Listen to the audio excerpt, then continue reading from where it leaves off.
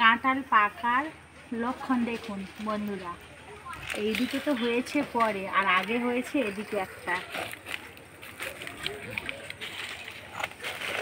এই ডাঁটিটা হলুদ হয়ে গেছে, আর এই গায়ে এই হালকা হালকা টিপ বসছে, আর সুন্দর একটা কাঁঠালের সেন্টও পাচ্ছি, মানে কাঁঠালটা পেকে গিয়েছে, খুব সুন্দর সেন্ট বের হচ্ছে। নমস্কার বন্ধুরা, অর্চনার সংসারে সবাইকে স্বাগত। চলে এসেছি নতুন আমার একটা ব্লগ ভিডিও নিয়ে। আজকের আমি দেখাবো আমার গাছে তো ছোটোবেলায় কাঁঠাল হয়েছিল কেন, আমার বড়োবেলায় কেমন হয়েছে দেখাবো। আর কাঁঠালটা পেকেছে নাকি বুঝতে পারছি না, কিন্তু এমনভাবে কাঁঠালটা পাকে সেইটা দেখাবো। আর যদি জানা থাকে তাহলে কমেন্টে আমাকে জানিও। আর আমার কাঁঠাল গাছটা কোথায় হয়েছে দেখুন বন্ধুরা।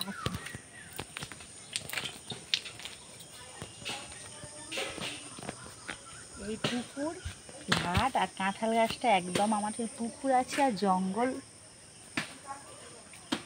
একদম সেই সাইডে কাঁঠাল গাছটা অনেক দূরে। আর এই সন্ধ্যা হয়ে এসেছে তো এই দেখা যাচ্ছে কাঁঠালটা হয়েছে। এদিকে আমি এখন যাচ্ছি কাঁঠাল গাছের কাছে।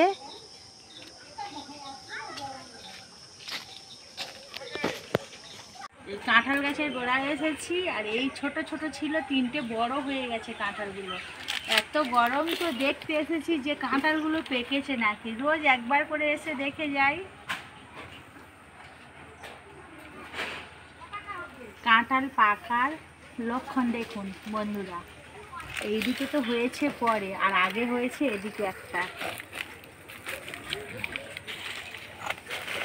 এই ডাঁটিটা হলুদ হয়ে গেছে, আর এই গায়ে এই হালকা হালকা টিপ বসছে, আর সুন্দর একটা কাঁঠালের সেন্টও পাচ্ছি, মানে কাঁঠালটা পেকে গিয়েছে,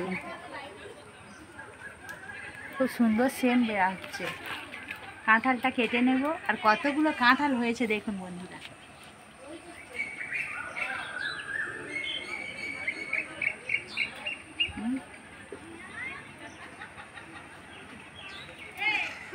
কাঁঠালগুলো এত বড় বড় হয়েছে বন্ধু, তার কারণ হলো এইটা তো পুরো আমার হাতের থেকেও বড় হয়ে গেছে।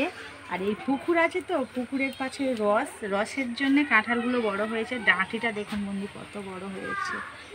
আর এই এদিকে আছে আমার ঘরের পাশে কাঁঠাল গাছ বসিয়েছিলাম, তিনটে হয়েছে একসাথে, আর এই হয়েছে উপরের দিকে। আর এদিকে আমার গাছে লেবুও হয়েছে বন্ধুরা দেখুন।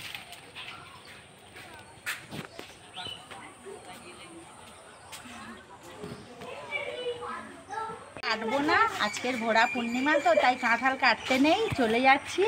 কালকে 11টা 11:30টার সময় পূর্ণিমা ছেড়ে গেলে কাঁঠালটা কেটে নিয়ে যাবো বন্ধুরা। এখন বাড়ি চলে যাচ্ছি।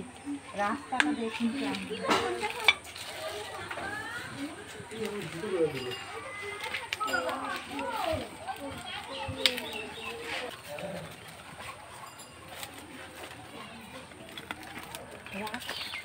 দেখালাম কেমন হয়েছে। এবার কাঁঠালটা যখন পূর্ণিমা ছাড়ার পরে কাটবো তখনও দেখাবো বন্ধুরা, দেখতে থাকো পরবর্তী ভিডিও। আজকের এই পর্যন্ত বন্ধুরা, নমস্কার।